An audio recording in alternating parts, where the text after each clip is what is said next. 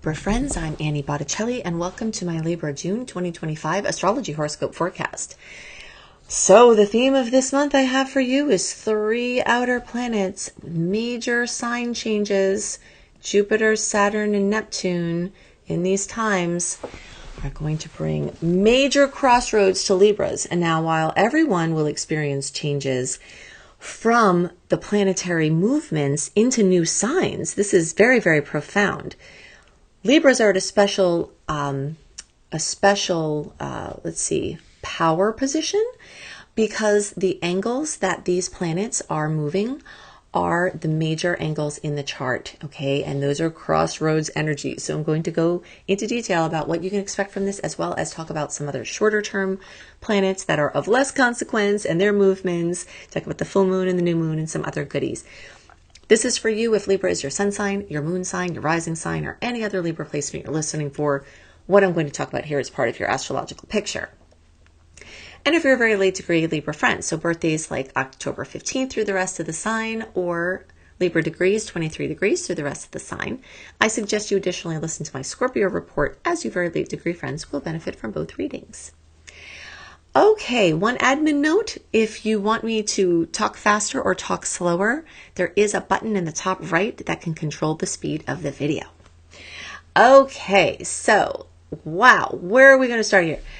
I think I would rather start with some less consequential movements, some lighter things, because then we can build up to these big things, okay? Because I know you all just went through 2 years of major changes from the Aries Libra eclipse cycle that just ended, and we are finally out of eclipse season. So one thing that we can check off as, I think, a positive is that the changes from the eclipses that may have come March, April, May, we're starting to settle into a new normal with those, okay? We're out of eclipse season, so at least we have that off of our, list to be affected by.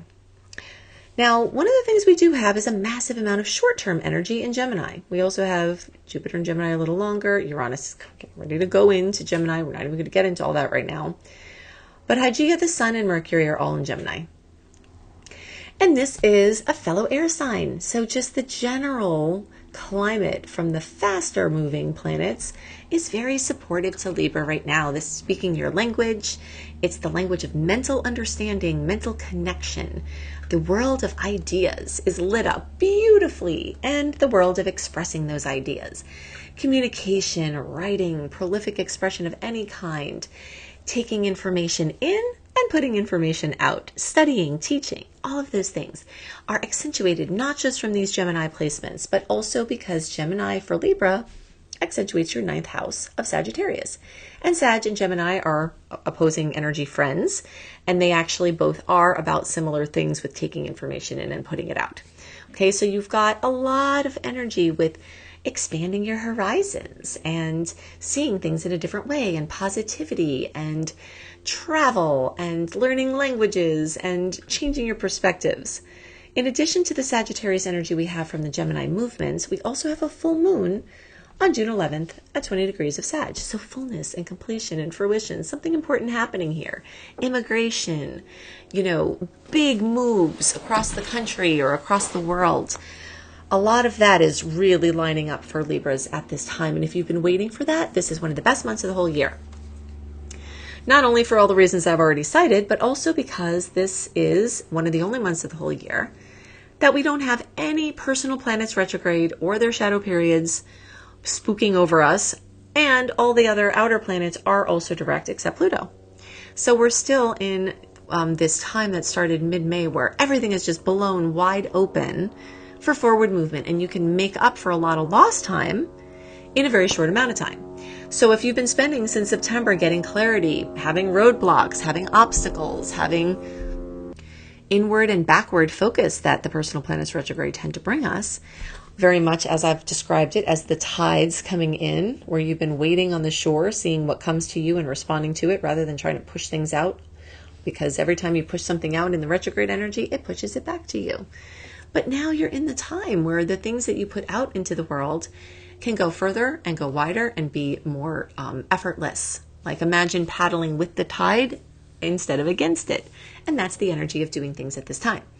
So we've got a lot of movement, a lot of communication, a lot of connection, a lot of information. We've got a lot of busyness. We could also have some stressed respiratory circumstances because Gemini rules the respiratory tract, and having all this extra activity, and also even being on the devices, your hands and wrists and your arms are also Gemini ruled, and it goes right up to, your lung area. So all of that energy, like movement with your arms and writing and typing, and, if you're Italian like me and you talk with your hands, like my hands are like within a 6-foot radius at any given time when I'm talking. All of that is, accentuated at this time. So you may need extra supplements, extra rest, whatever you do for your wellness routine. You may want to do that now to keep healthy, because it's just going to be a lot, but like I said, all of this energy is really, really, really good for Libra. This is, a really exciting time when a lot of the planetary movements are speaking your language. Mars has been in Leo, accentuating your 11th house for a while. It's been going in and out of Cancer and Leo, since September, when we started the whole Mars retrograde cycle.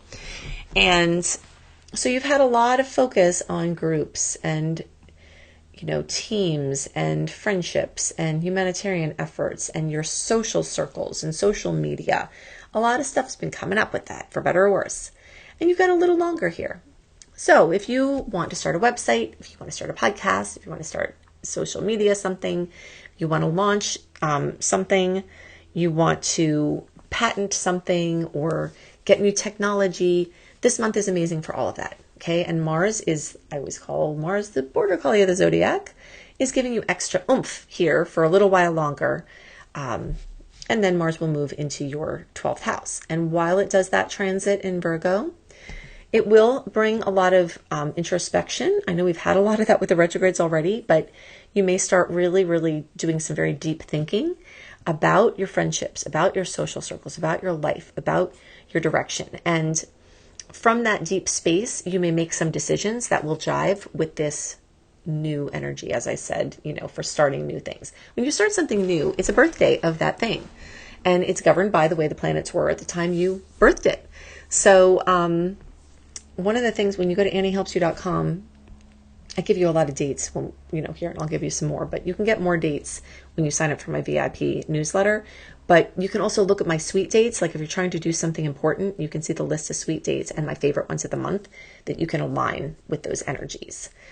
But in any case, so there's this introspective energy that's balancing out all of this supremely social and communicative energy. And Venus is going to go into Taurus and is going to accentuate your close relationships. So, there may be some progression with a romantic or a business relationship. You may have a business idea.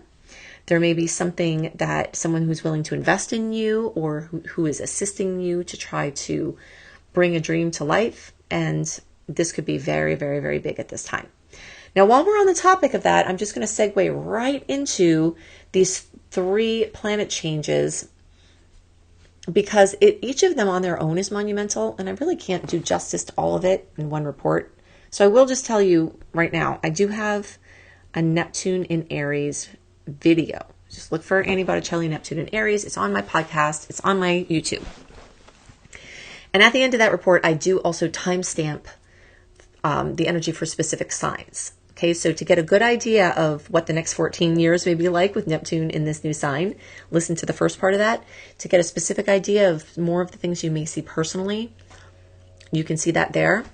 But what I want to point out right now is the energy of Crossroads. Okay, so podcast friends, if you're listening on Spotify, I don't think the photo that I use for the thumbnail syncs over to Spotify. But if you look for Annie Botticelli, Astro Kisses, Buzzsprout, and you go to my Buzzsprout site, you will be able to see the chart. And what I want to show you is there are, like a clock, the 12 o'clock position, the 6 o'clock position, the 9 o'clock, and the 3 o'clock position. The lines between those sections, they're called houses, are darker. Okay? See how they're darker than the other lines between those segments, the houses.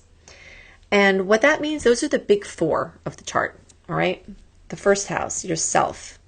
The 4th house, your home and family and housing. Your 7th house, the your relationships, and the 10th house, your work and career and your place out in the world.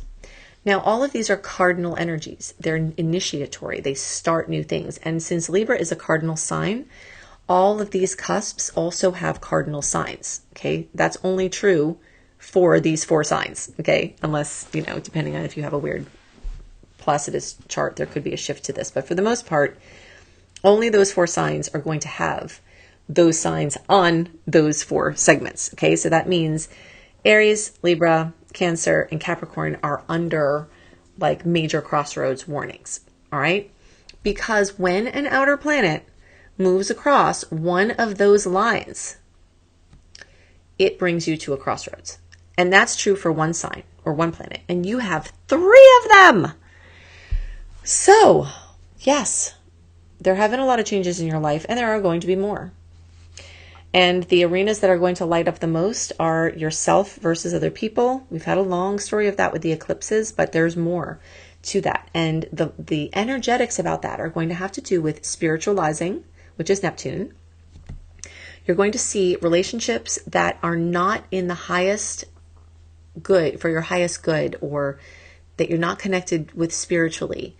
They may dissolve. Neptune has, every planet, every sign, every placement has a range of potential expression from highest to lowest. And Neptune is the great dissolver. It dissolves out everything that's not what you're supposed to be experiencing next, and it dissolves out things that are not in the highest expression. The lower vibration of Neptune is addiction. The higher vibration is spiritualizing it, just, your connection with spirit and to people who you're spiritually connected to. So if you have been a person who has been pulling in alcohol or substance or other addiction issues in your partner, maybe those are reflecting these issues you also have. But regardless, Neptune is acting here.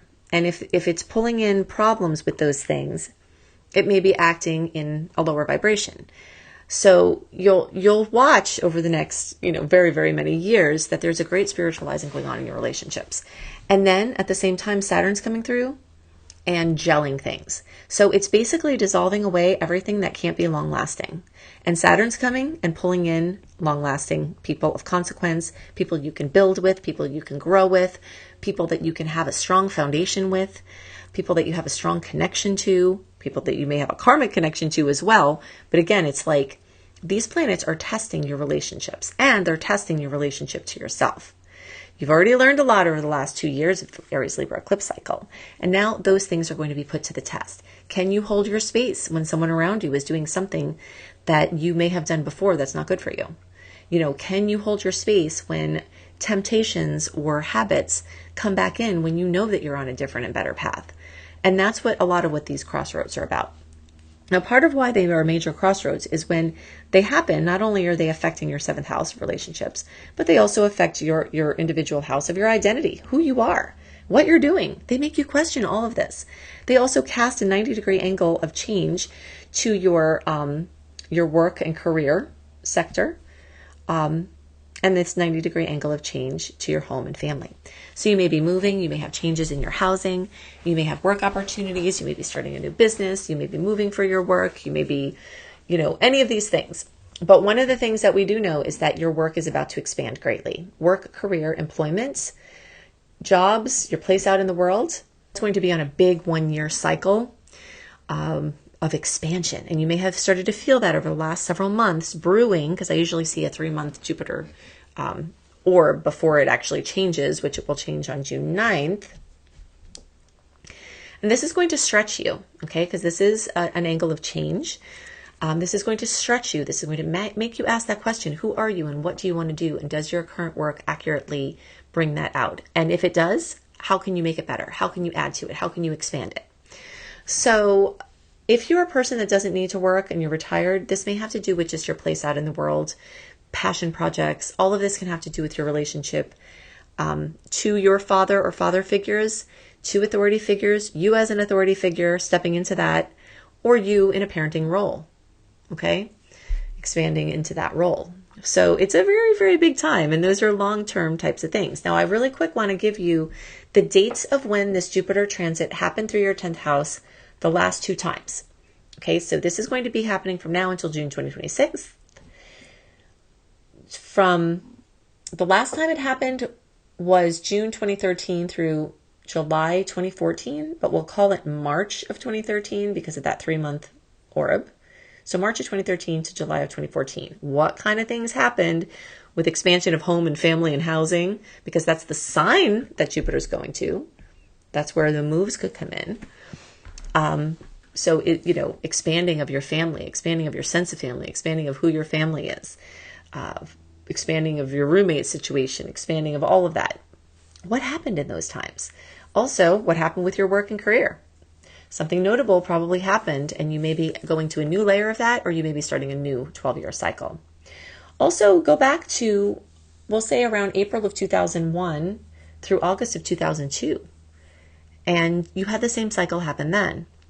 Now, if something terrible happened in those times, it doesn't mean they'll happen again, because other factors were at play at that time that are not happening now, and vice versa. But those general stories of expansion, of Jupiter in your, basically with your home and your work, all right? Because that's what happened in those cycles 12 years ago and then 24 years ago. All right, so it's pretty intense time for Libras. Let me just give you a last date here, June 25th. We've got the new moon in Cancer, further supporting Jupiter's work in Cancer, expanding your home and family. You may have a milestone occur in the days around there. Something notable may happen with your home and housing and your family and your ancestry and your roots. If you like the dates, go to AnnieHelpsYou.com, click on the free VIP community, put your name and email address in there. I only send out weekly reports, so I don't spam you, and I never share your email with anyone, and I don't use my email to promote other people's stuff, because I really don't like that when all of a sudden I'm on someone's list. When I started out on someone else's list, I'm like, hey, that's not fair. Anyway, I don't do that. So then you can go to the archive link in the welcome letter, get your sweet and salty report by looking for June 2025 in the search bar of the archive. If you want to know where all these outer planets, okay, so Neptune, Saturn, soon to be Uranus, recently Pluto, and this month Jupiter, all are changing signs. Very unprecedented. This is very rare that outer planets change, and never mind in the same little over a year. If you want to see your personal outer planet transit report. So I go over the general transits and I give information about that, but I have a personalized report that also goes into your placements where, we can see in your chart what years the placements are going to be in your houses and what that looks like for you. Go to AnnieBClarity.com, Annie, the letter B, Clarity.com.